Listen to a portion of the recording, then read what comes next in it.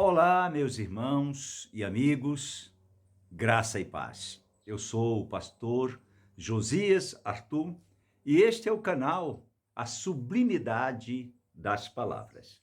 Tenho gravado assim algumas reflexões de maneira simples para que a gente possa dividir um pouco daquilo que Deus tem na sua palavra para nós. Hoje eu queria falar sobre a oração. E para falar sobre oração, queria ter como ponto de partida o versículo que está no livro de Josué, capítulo 10, versículo 13 e 14. Não vou ler o versículo inteiro, vou tirar partes dele. Diz assim: O sol, pois, se deteve no meio do céu e não se apressou a pôr-se, quase um dia inteiro. Não houve dia semelhante a este, nem antes, nem depois dele, tendo o Senhor assim atendido a voz de um homem, porque o Senhor pelejava por Israel.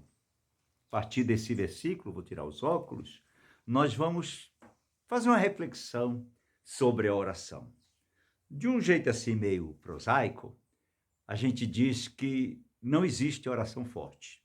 Embora muitas vezes as pessoas corram de um lugar para o outro atrás de alguém que ore com mais fervor ou atrás realmente de uma oração forte. Acho que não existe oração forte, mas tenho certeza que existe um Deus forte, que escuta não somente orações fracas, modo de dizer, mas escuta o coração.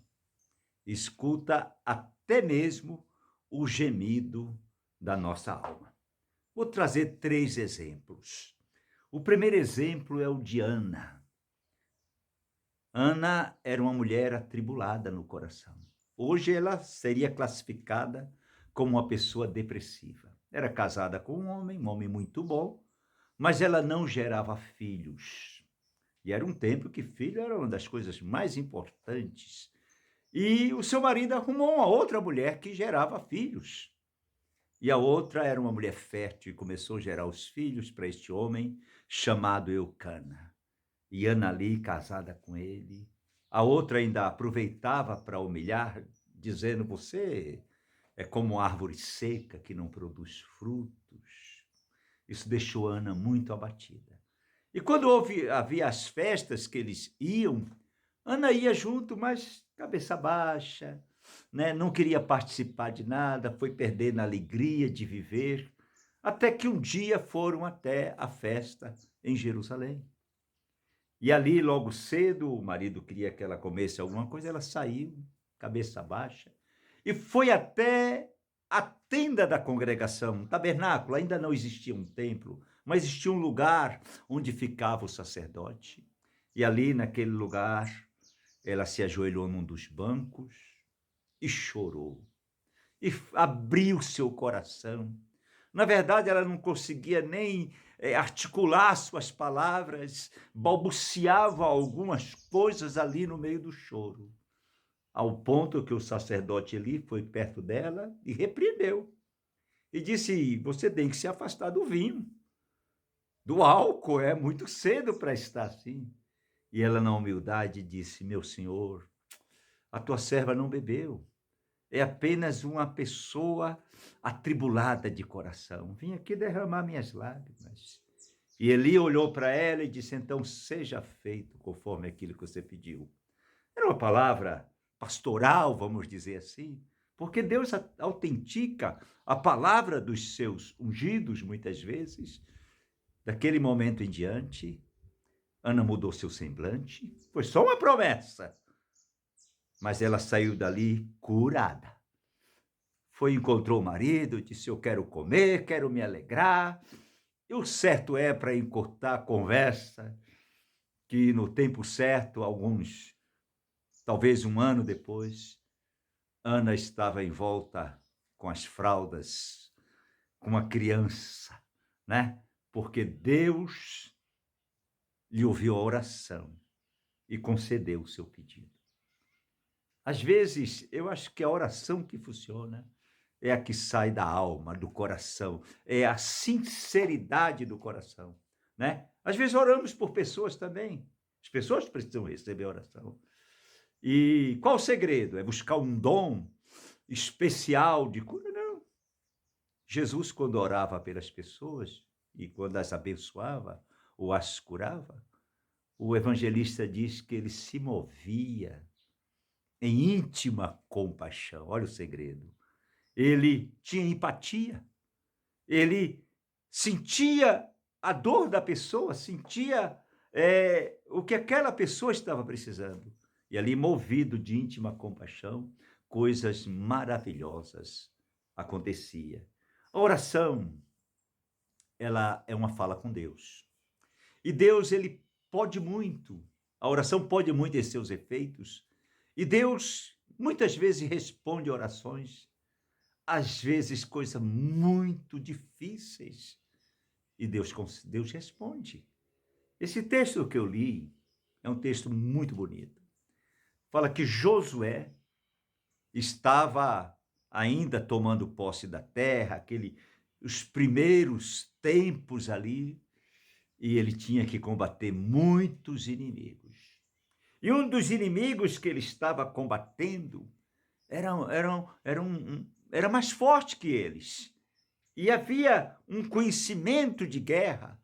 E aquele povo estava naquela luta, naquela refrega, e Josué começou a temer. Ele disse: olha, se nós continuarmos lutando assim, eles voltam, se escondem e voltam de novo, e eles são mais numerosos, e quando anoitecer, eles virão sobre nós e não teremos defesa. Josué fez uma oração, fez um pedido a Deus. Para nós seria muita ousadia, né? Mas não há impossível para Deus.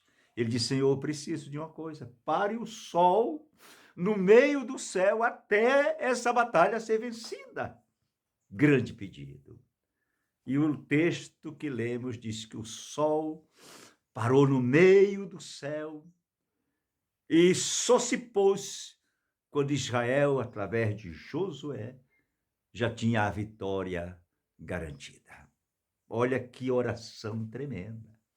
Hoje nós sabemos, me permita, né, que o sol já estava parado. Quem se move é a terra, né? Josué não sabia disso. O mundo não conhecia, isso aí é uma descoberta recente do nosso século XV, quando o sistema, o mundo geocêntrico passa a ser heliocêntrico, quando a ciência descobre que a Terra faz parte de um sistema solar, faz parte da Via Láctea, faz parte ali junto com outros, tem a Lua, tem Júpiter, Saturno, os anéis de Saturno, outros planetas, e o Sol está lá. E há um equilíbrio, porque a Terra ela gira em torno de si mesma, no seu movimento de rotação, e em torno do Sol no movimento de translação. E isso é como se fosse um relógio, uma grande engrenagem que todo mundo ali tem, todos os mundos ali, e Hebreus diz que Deus criou os mundos, né, no plural, e todos os mundos, os planetas, têm as suas equidistâncias. E se um sair do equilíbrio, pode acontecer algo muito estranho.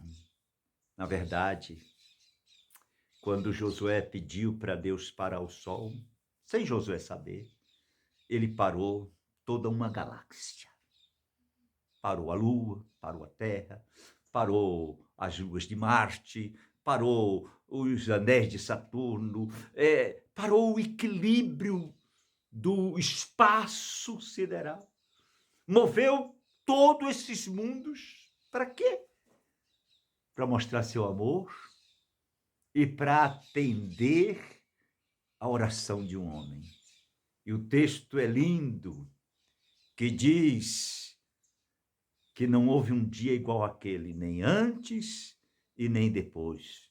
Voltando ao ponto de vista da terra, nosso ponto de vista, quando Deus parou o sol no meio do céu.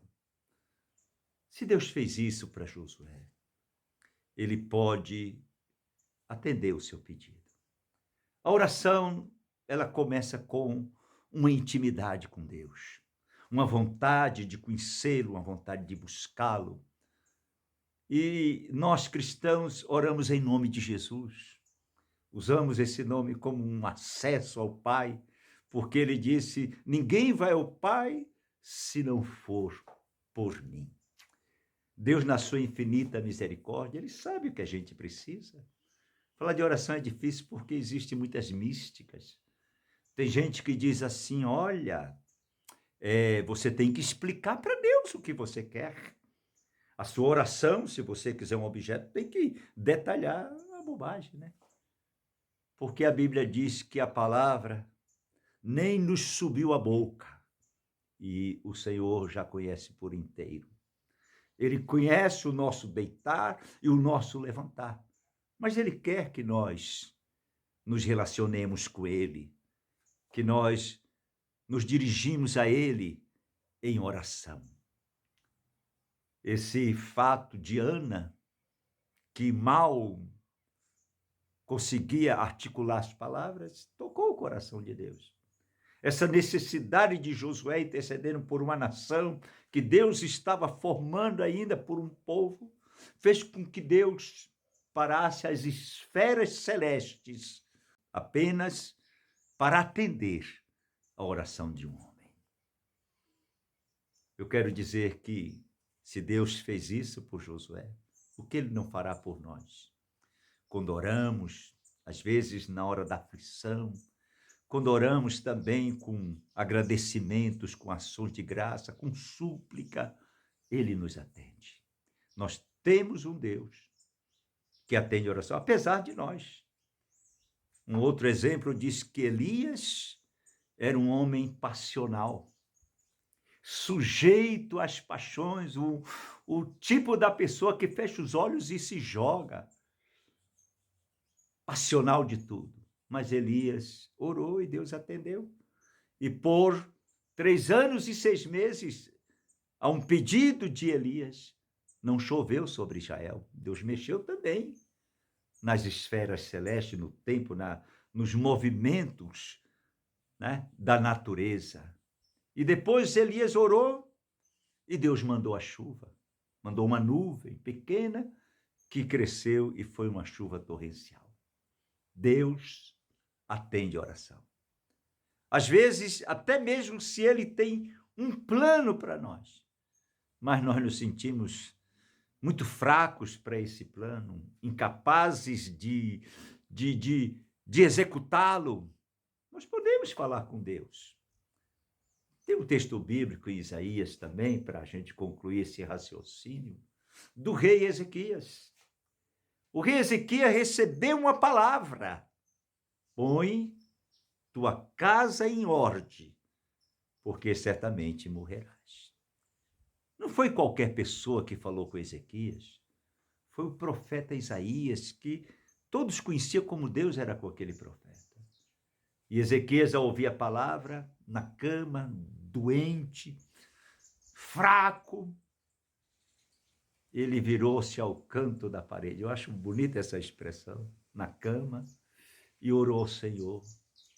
E contou sua história. O Senhor sabe que eu tenho andado na tua presença. Fez seu lamento, fez sua explicação, né? Abriu seu coração, chorou.